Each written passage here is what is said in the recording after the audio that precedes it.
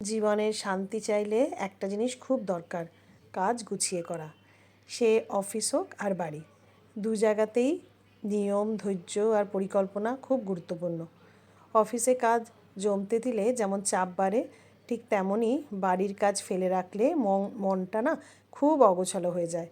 ছোট ছোট কাজ সময় মতো শেষ করলে বড় চাপ তৈরি হয় না।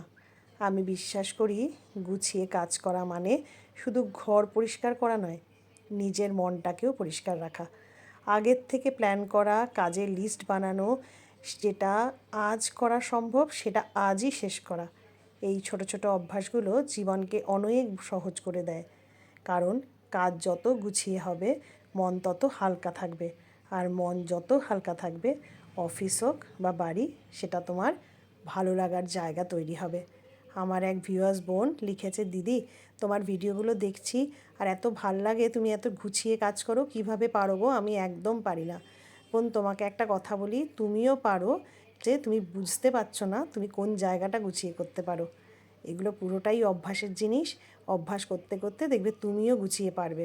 বিশ্বাস করো, ছোটোবেলা থেকে না দেখে এসছি মা কি সুন্দরভাবে সব কিছু গুছিয়ে কাজগুলো করতো। চোখের সামনেটা দেখতে দেখতে কখন নিজের অজান্তে সেটা শিখে ফেলেছি নিজেও জানি না। সেটা বাড়ি হোক বা অফিস, সব কিছুই গুছিয়ে করাটা না অভ্যাসে পরিণত হয়েছে।